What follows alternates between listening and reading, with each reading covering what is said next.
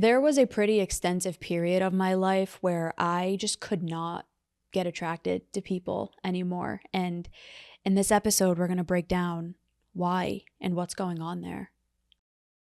And if you're in the dating game, or if you've been through the apps, you're trying to find your person, my question to you is, in this episode, I want you to consider, is having your person really worth it? And do you know the costs of not? Hey everybody, it's Bianca. Welcome back, Evolvers. We are going to get into this episode all about attraction. Bianca and I, as two females evolving in their own journey, are really excited to talk to you about some of the nuances about how modern day attraction is evolving, because we sit with so many different clients from so many different backgrounds and so many different vantage points on attraction.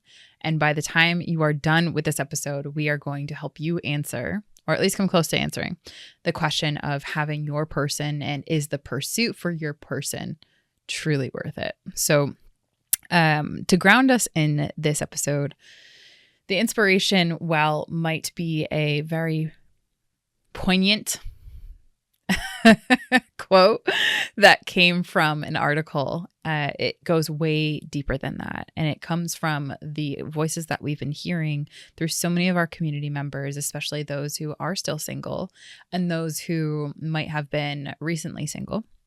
So we want to honor some of the voices that we hear around modern day attraction, what people are going through, and why you might be in a similar boat. So I guess, Bianca, maybe I should probably share the quote, which is something along the lines of, and we'll link the article for your curiosities in the show notes, but it was a Vogue article that talked about how having a boyfriend is embarrassing at this point. And Bianca and I, as two empowered women, we can both giggle at that. But what I want to be clear in this episode, as obviously, I think it's important to say, we are not anti-men. We are not anti-dating. We are not anti-being single forever. Like, we are wanting to have a conversation and open up for contemplation, because at the end of the day, how can we evolve in a way that's honoring our most sincere, authentic, sovereign self? It's by having open conversations about topics that usually are kind of in that hush hush, like, oh my goodness, I don't know if I should talk about this realm. So, Bianca, what was your first reaction? Because I know you saw this headline, if you will, as well. What was your first reaction? I laughed hysterically at first because I was like, oh, snap, crackle pop. That is a very blunt statement. My second thought was, wow, a lot of people are going to get really, really hurt by this. And then my third thought was, I really hope this sparks change and doesn't continue the ongoing challenges that men and women are having with each other, where men and women are really just starting to hate and resent each other so substantially. Yeah.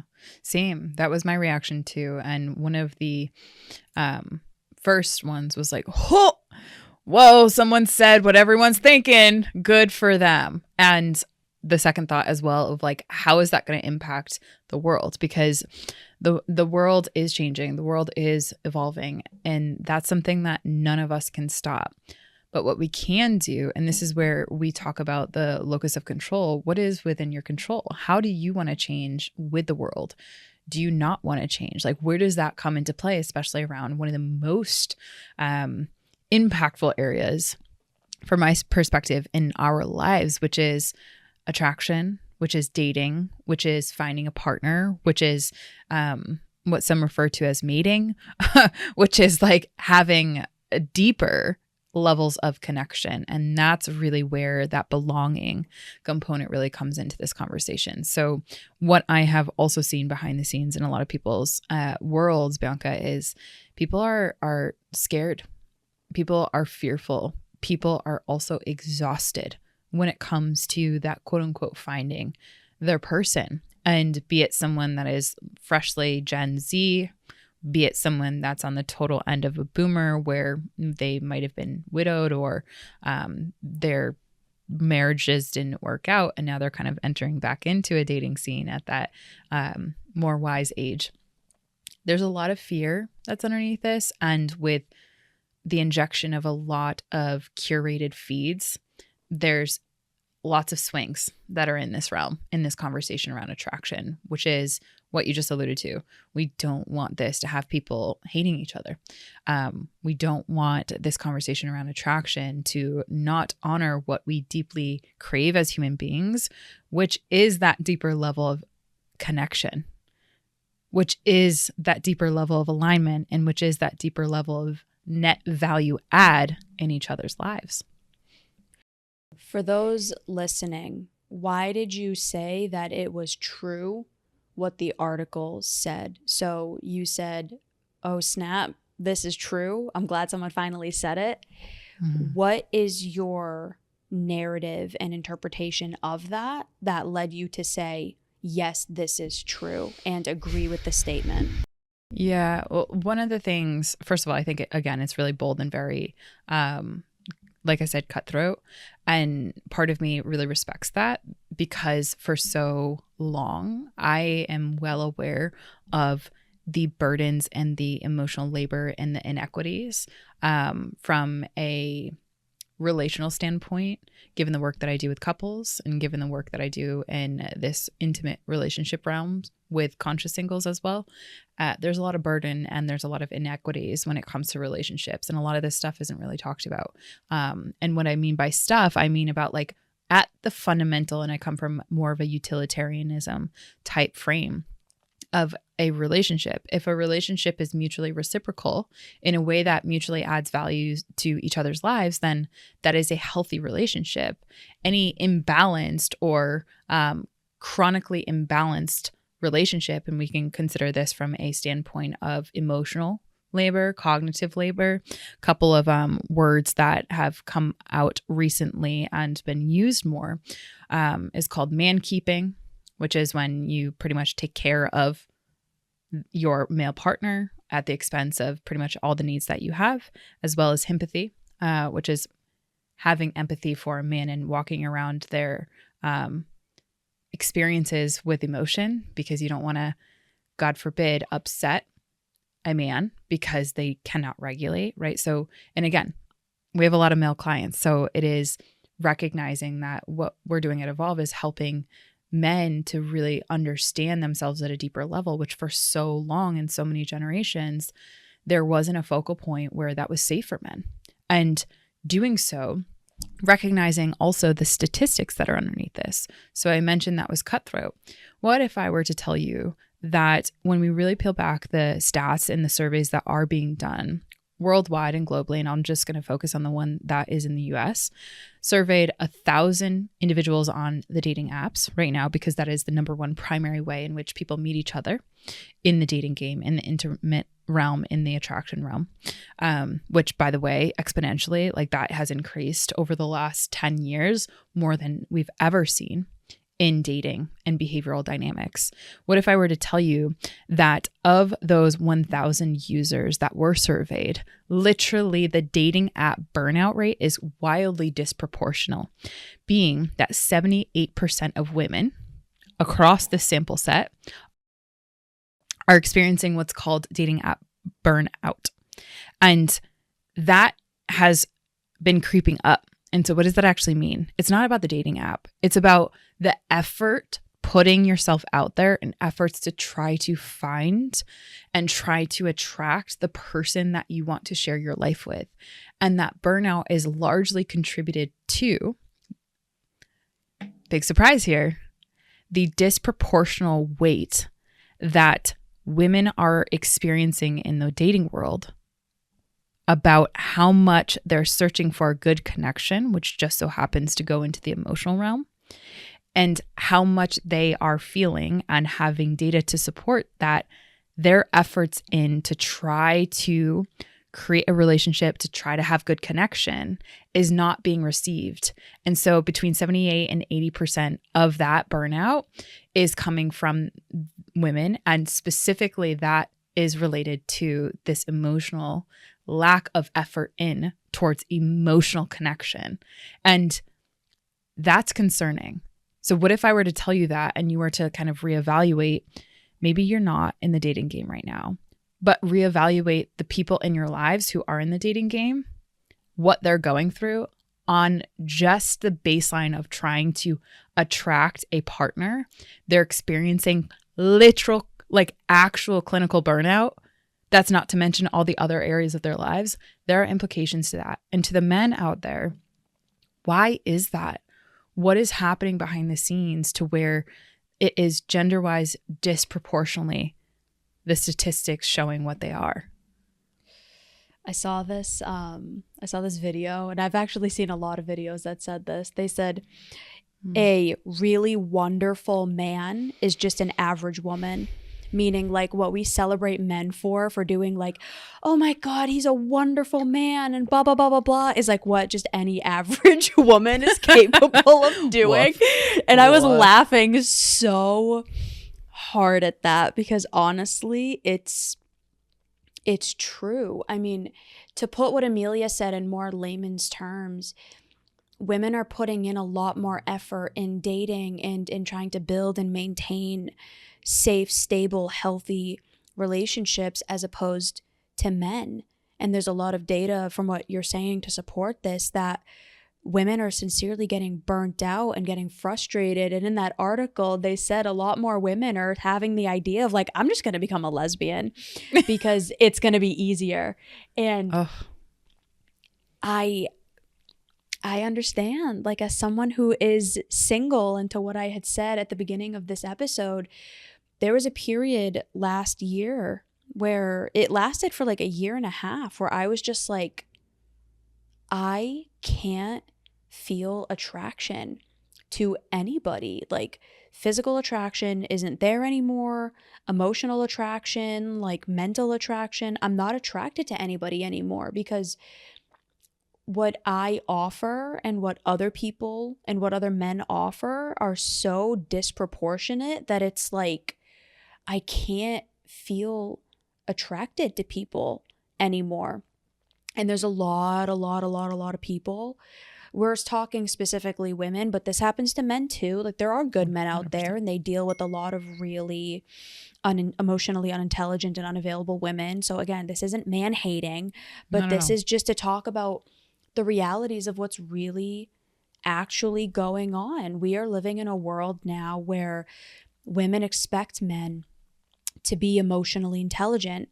Women expect men now to level up. Like, we don't need you to pay our bills. We don't need you to do all of this stuff. We need you to be an equal partner. Yeah. And the standard's being raised. The standard is being raised significantly. It is really great, but we've never talked about this, so I want to pick your brain on this a little bit. Yeah.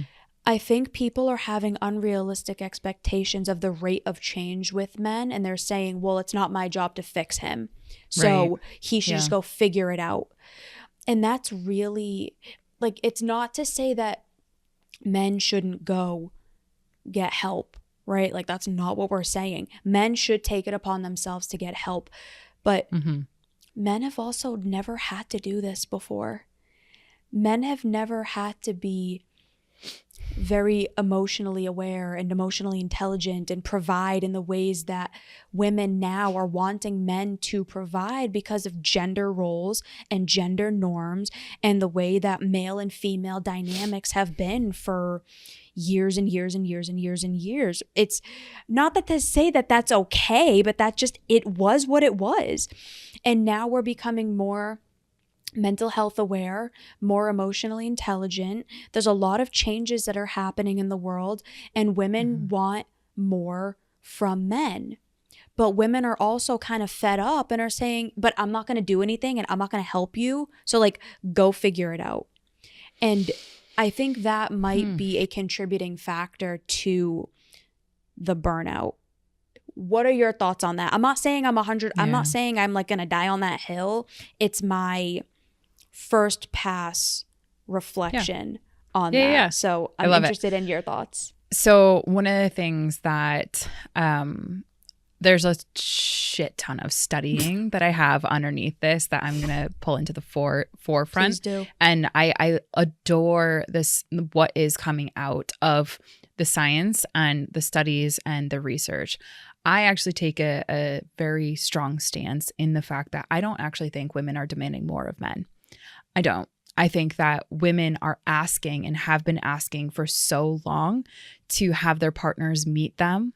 And what I think is a really soft underbelly, maybe controversial to say, but I really don't think that women have recognized how much value they inherently bring to the table. And I think that there's been systemic challenges and concerns of that. I think that they're in a patriarchy society. We do have a lot of undermining of women's inherent value, the emotional load, the cognitive labor, the on top of all the physical and financial everything. And so I don't think that women are actually asking more of men. I actually think that they're becoming more brave to ask for what they've always been asking for louder. And I think that the narrative is starting to recognize that these have been basic needs that have gone unmet for millennia, actually, like centuries, right? So, and if you really start to study ancient history and you start to study like different civilizations, there's such an interesting undermining of the actual data and science that is there about equal partnerships and about how disproportionately the quote unquote gender roles were elevated. So if you just think about history, right, and this is going a little bit out of this, but I'm going to come back momentarily. When you think about history, I mean, just now we're actually starting to dig up about how disproportionate the women's story has been actually clocked as history when it comes to what we've been taught, what we've been told, et cetera, about gender norms. So if anyone has interest, go to just do a little bit of research on that. I'm not saying that you're going to actually get the whole story, but very much is it glorified around the male gender. And so bringing this back in, again, this isn't a male hating session at all. What I'm looking at is the data, what I'm looking at is the science, and what I'm looking at is disproportionately there is a gender divide here that women have been so sick of asking and for wanting and for just literally asking to be met in some very basic needs, and having that gone unmet and then having been gaslight and then devalued for the inherent value that's brought into a relationship. And now with the, I would say, more levelizing than we've ever seen as a result from the technological advances that we do have in society, women aren't being held back, quote unquote, as much as they had been in way former years. And so I think because we actually have rights now. We can actually talk. Wait, what? Yeah, when you start to look at the lens of like women's right over history, it's absolutely atrocious.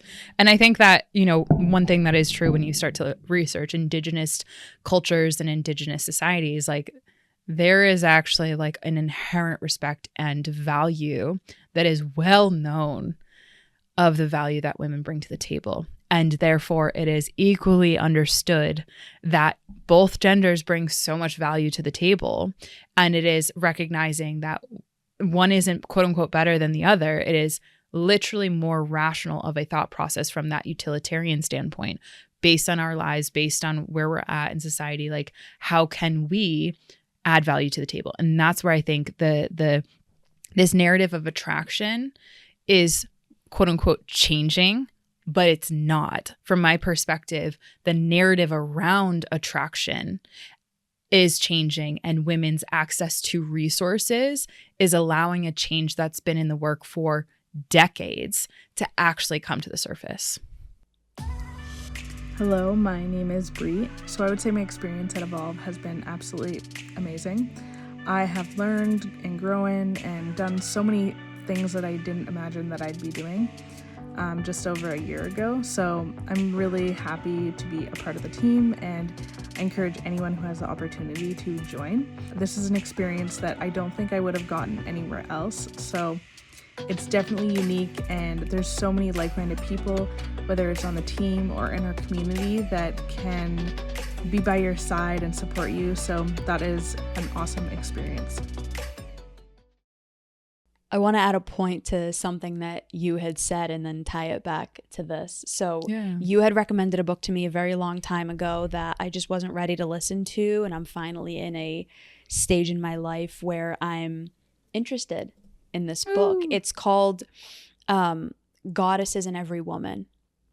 And it basically breaks down like the Greek goddesses, and it categorizes them, and it basically talks about like the personality traits and just these different like fundamental characteristics of the female Greek gods and goddesses, and how that's embodied in women in general. So I'm listening to this book, and one of the first chapters was talking about the fact that there is actually archaeological findings and research and all of this information that has been found that the first god might actually have been a woman.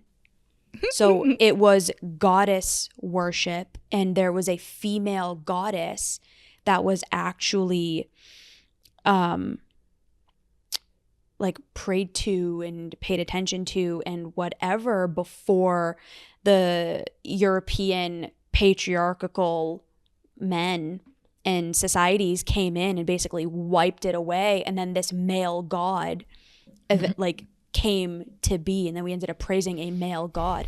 But supposedly the first god was a woman. So you'll never hear about that though. To your point, you have to literally dig for information like that. You'd have to dig for it, and I just found this out, which is fascinating. In the past, women would be burned at the stake for that. Actually, that's wild. Seriously, witchcraft and shit. Oh my goodness. Anyhow. We as women, for centuries, have been made to believe that we are less than, that we are incapable, we are incompetent, we are only as good and worthwhile and valuable as the children that we can produce and the home that we can tend to. And or the Emilia attention that we can grab as a result of beauty or attraction or how we dress it up. Right. And in the previous episode, we were talking about wedding. I kind of popped off a little bit, and I said we were basically stock to be traded. We were literally traded with the livestock. Oh, I'll give you 6 goats and a chicken for your daughter. Like, we were literally sold as property. We were not led to believe that we are of value. And unfortunately, and this is really unfortunate, there's a lot of women that are still like, nope, my role is to stay at home, and a man is better than me, and we never should have been allowed to work, and blah, blah, blah, blah, blah. To each your own. But my question is, why are you so afraid of being empowered? Why are you so afraid of actually having autonomy and independence? Now, for those of us who want that, it's very hard, because now you're cast as manly and masculine, and there's a lot of negative slander thrown at women who actually have a voice and are like, I'm not putting up with this. I'm independent. I'm capable. I'm this. I'm that. And yeah, I expect you. I'm not going to keep quiet anymore. I expect you to level up. I expect you to be able to do all of these things. I think it's a really beautiful thing. I think we're headed in the right direction, and there's still a lot of change and growth and help from all of us that needs to happen. So, Emilia, what do you think people can start to do to help themselves in this arena, men and women? So let's start with women. What can women do if they are single trying to date, if they're in a relationship trying to get their partner to level up, if they are married trying to get their partner to level up? What is it that women can do? And then what can men do? So for the men who are having a difficult time reaching that standard that's now being enforced way more than ever before, what can they start to do? Well, I think it's more socially accepted that women actually are now speaking their standards. And when we look at like what I can speak from in terms of our actual practice, like what I have seen in terms of these standards that someone has, there's usually two responses. If a partner or if in a relationship you're dating, whatever, if there's a standard, thank you, then if someone's insecure about their inability to meet that standard, there's usually like a lash out and making that person wrong for having the standard. That's kind of response number one that I've seen from a general categorization I've seen people fall in. And a situation like that, be it male or woman, like it's like, okay, if you're going to have that reaction, I don't need this. So then there's a total pendulum swing. Now, the second reaction is I have standards and I want you to meet them. And it's like, yes, thank you so much. So when that reaction happens, thank you so much for having a higher standard. Thank you for inviting me into that. That type of reaction is worth it. That is worth it to invest in. That is worth it to respond positively and favorably to. But I would say the category of people that are in that second response, again, regardless of gender, is extremely low. What I have seen is that the number is increasing if whoever is in that boat that needs to level up to that standard or wants to because they want to be with that person, there's more safe spaces to be able to navigate their insecurities. And there's more circles for help and efforts to level up. And that's what I want to see more of in the world, because the opposite is here's a standard. I don't believe that I can level up to that. Cue the fixed mindset. So let me go and try to tear that standard down. And you end up just kind of with the worst situation of them all, because then that contributes to the burnout. And then that contributes to potentially the breaking up of people, which, that happens. That's important. But usually there's this overswing of some degree of relational trauma in that. So then there's two people that are alone. And what we know that about our species is our species needs, like we have a fundamental need to be in relationship. I'm not saying to be in a committed relationship. I'm just saying we as human beings, what is known about our, even to the extent of longevity, it is important to be in high quality relationships. So those standards are there for a reason, because we have evolved to where those standards are actually achievable now more than ever. So what can we begin to do to answer your question directly? What I have seen is that we can, the more that we work on our insecurities, be it male or female, whatever the gender, the more we can show up in relationships better. The second thing is the more we work on our nervous system and nervous system manicuring our actual like regulation skills, right, which kind of falls underneath the EQ, emotional intelligence bucket, the better off you're going to be in any situation. And then the third component is actually a redirection of focus, which is how can we actually add value to the world beyond me? And I really think that our world right now, in the season of the shift of attraction or the narrative, I think the world needs more people focused on building a brighter future. And when there are couples or individuals that have a shared focus far beyond them, beyond the me ego world, the world gets better. You two, and having a joint goal that you're working towards, you two get better as a byproduct of that. And there's a lot of research that goes underneath having shared goals as a couple or as a relationship is incredibly important.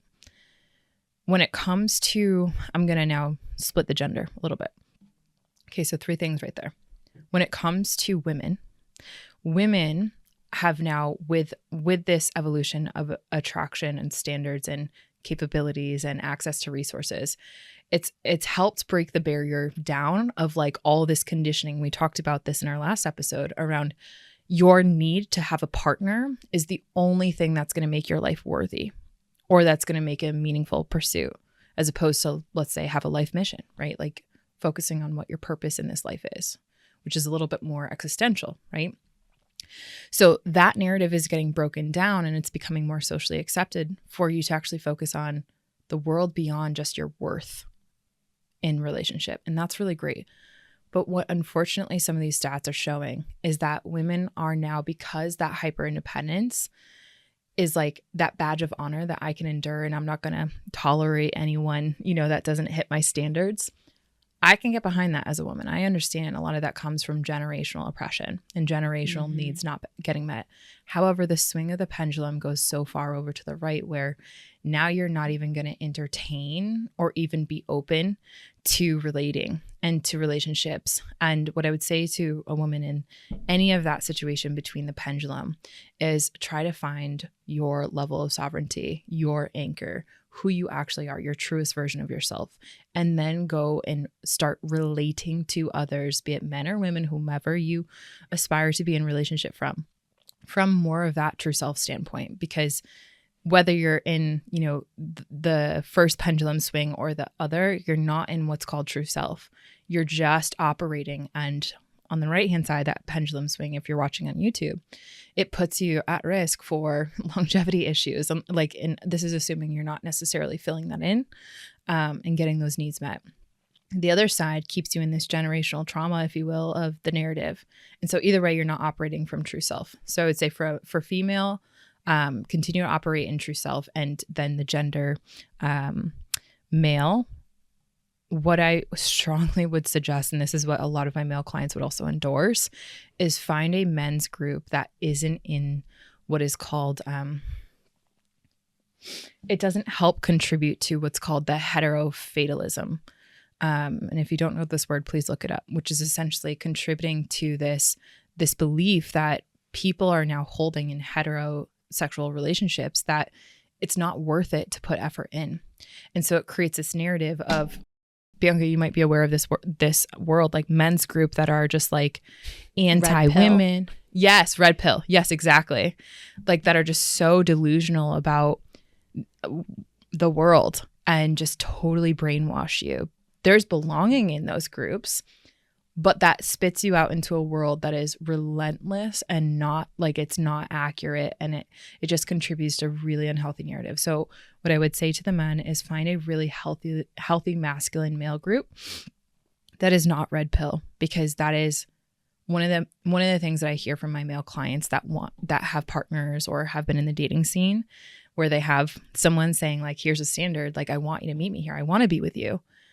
And I also have respect for myself that if I don't have a partner that is capable or even open to meeting this standard, like I'm going to move forward. We are not going to be in a relationship together. And I respect that person, because there's nothing worse than dropping your standards for someone who's telling you that they're incapable of meeting them. So find a men's group that is not a red pill. And if you're a man right now watching this or listening to this, please reach out. I have so many connections to different men's group as a result of the males in our community, because that is one thing I always ask my male clients that are kind of wanting to get better at this, Bianca. It's like, who is the men's group that you're connected to? Be it chat, be it you guys meet monthly, be it a subscription or whatever. Like I need you to get around men that are also trying to get better in this arena, because you need to believe that it's possible for you, and that it's worth it. What about you? Anything to add on that? Either way.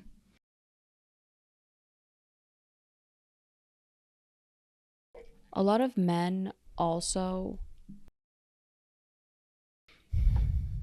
find a therapist you feel safe with, male or female, someone who's going to be able to really provide a safe space for you to like feel your emotions. Like I'm working with a lot of men right now who have never felt an emotion other than numb or angry.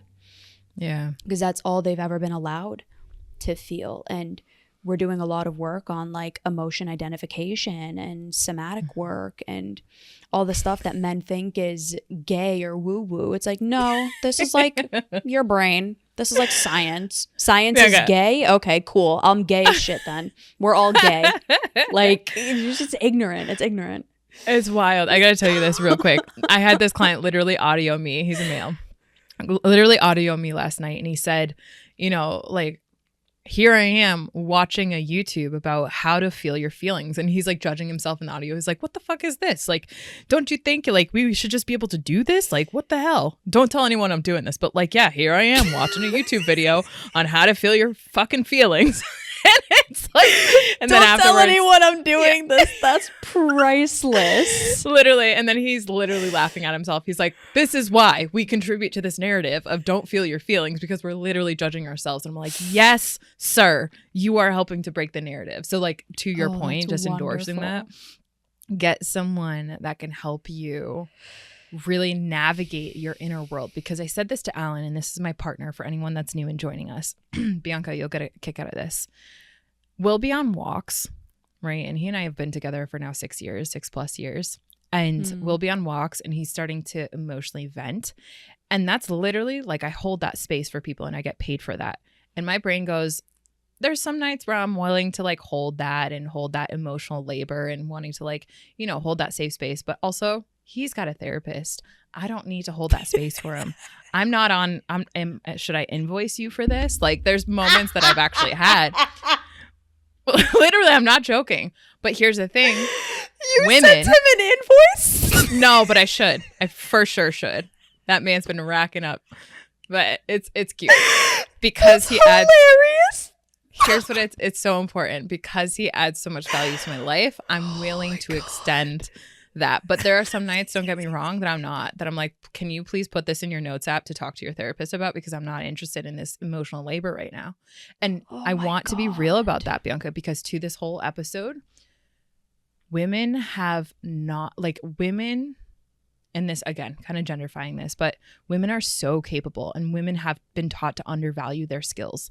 The amount of like times I've heard from women saying, well, I'm like the therapist of my friend group. It's like, start invoicing for that, because that's literally, you're absorbing everyone's feelings. Like, I'm an empath. It's like, you're absorbing everyone's feelings, but you're not getting paid for that. So you have no Where's boundaries. your self-respect, honey?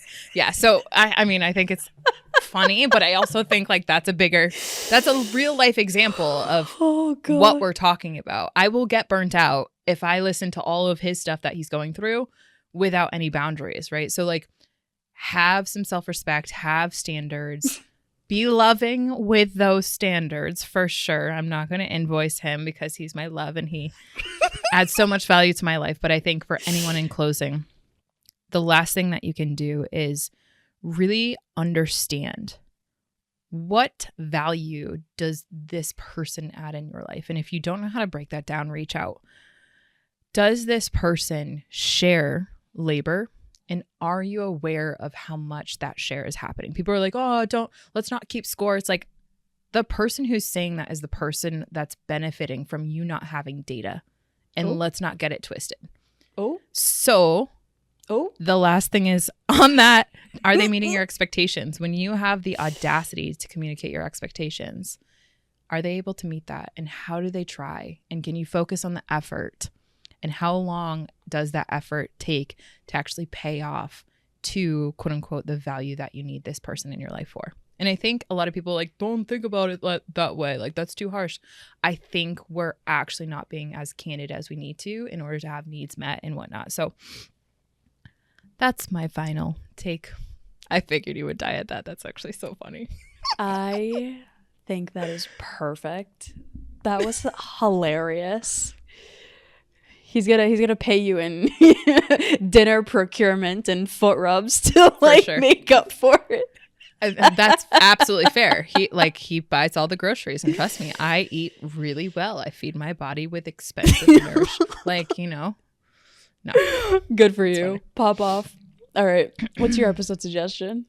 My episode suggestion for anyone that liked this spicy episode is kind of a little bit of a diversion from this around 404, episode 404, which is 3 things that make you more likable. I do want to put a disclaimer on there. If your focus is on being likable, you're already doing it wrong. You're contributing already to this missed the narrative point. of attraction. So Bianca, final take, hot take, and episode suggestion.